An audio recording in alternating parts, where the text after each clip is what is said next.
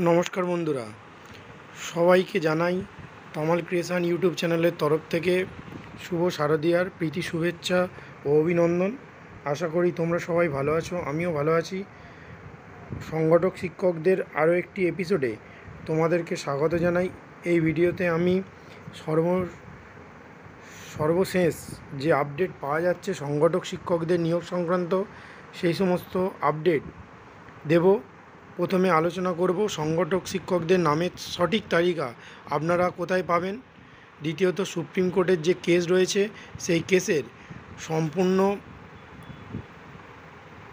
আলোচনা এই ভিডিওর মাধ্যমে আপনাদের সামনে তুলে ধরব, তাই ভিডিওটি শেষ পর্যন্ত দেখতে থাকুন। বন্ধুরা, এই হচ্ছে সংগঠক শিক্ষকদের ওয়েবসাইট। এখানে দেখতে পাচ্ছেন যে ডায়েরি নম্বর 3886/2003, তার ওপরেই দেখতে পাবেন আপনাদের রেজিস্ট্রেশন নম্বর এবং ডেট অফ বার্থ। বন্ধুরা, আপনাদের রেজিস্ট্রেশন নম্বর এবং ডেট অফ বার্থ এই জায়গাতে পূরণ করে সার্চ করলেই যে সমস্ত ক্যান্ডিডেটদের নাম দেখা যাবে তারাই একমাত্র নিয়োগ পাবেন, অন্যরা নিয়োগপত্র পাবেন না।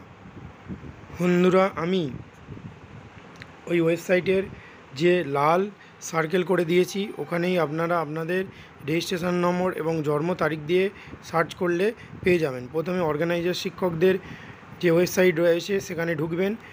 বাঁদিকের একদম শেষের দিকে দেখতে পাবেন ফাইনাল মেরিট লিস্ট অফ 2023। এখানে ক্লিক করলে এই পেজটা ওপেন হবে, যেখানে আমি লাল সার্কেল করে দেখিয়ে দিয়েছি। আপনারা আপনাদের রেজিস্ট্রেশন নম্বর এবং জন্ম তারিখ দিয়ে সার্চ করলেই আপনারা আপনাদের কাঙ্ক্ষিত লিস্টটি দেখতে পাবেন।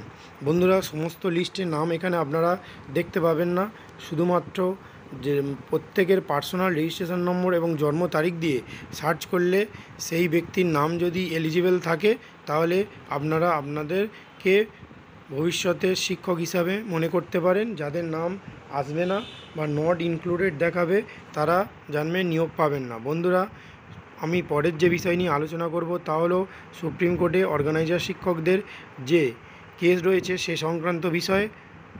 বন্ধুরা, সেই আর্টিকেলসটা আপনারা দেখতে পাচ্ছেন, the latest case involving primary organiser teacher in Supreme Court of India in primary organiser teachers versus state of West Bengal and others on January 16, 2024। বন্ধুরা, আপনারা জানেন খুব শীঘ্রই সুপ্রিম কোর্টে পূজাবকাশ শুরু হবে, তারপরেই ডিসেম্বর মাসে পুনরায় এই কেসটি উঠবে। বন্ধুরা, সেই সুপ্রিম কোর্টের কেসের যে লাস্ট যে শুনানি হয়েছিল তার অর্ডার আপনারা এখানে দেখতে পাচ্ছেন, আমি এখানে দিয়ে দিয়েছি। বন্ধুরা, ডিসেম্বর মাসে পরবর্তী শুনানি হবে, শুনানি হয়ে গেলেই আপনাদের নিয়োগপত্র ছাড়া হবে। বন্ধুরা, আমি আমার আগের ভিডিওতে নিয়োগপত্র দিয়েছিলাম, কিছু সংখ্যক ক্যান্ডিডেট অলরেডি নিয়োগপত্র পেতে শুরু করেছিলেন, কিন্তু সুপ্রিম কোর্টের কেস পুনরায় রিওপেন হওয়ায় সেই নিয়োগপত্র দেওয়াতে কিছুটা বাধাপ্রাপ্ত হবে। তবে বন্ধুরা, আপনারা সবাই চিন্তা করবেন না, যে 5322 জনের যে লিস্ট আপনারা পেয়েছেন সেই সমস্ত ক্যান্ডিডেটদের সবারই নিয়োগ হবে পুজোর পর থেকেই, অর্থাৎ 2025 সালের শুরু থেকেই আপনাদের নিয়োগপত্র আপনারা পেয়ে যাবেন এবং যথাস্থানে আপনারা আপনাদের কর্মক্ষেত্রে যোগদান করবেন। বন্ধুরা, আপনাদের অ্যাপয়েন্টমেন্ট লেটার ডিপিএসসি থেকে দেওয়া হবে। প্রত্যেকের জেলার যে নিজস্ব ডিপিএসসি রয়েছে সেই ডিপিএসসি থেকে আপনাদের নিয়োগপত্র দেওয়া হবে এবং আপনাদের বাড়িতে আপনাদের নিয়োগপত্র পৌঁছে যাবে।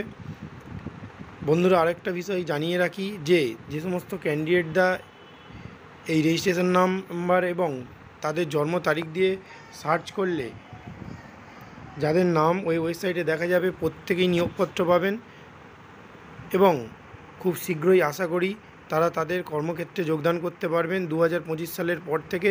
বন্ধুরা, ভিডিওটি ভালো লাগলে অবশ্যই সাবস্ক্রাইব করবেন এবং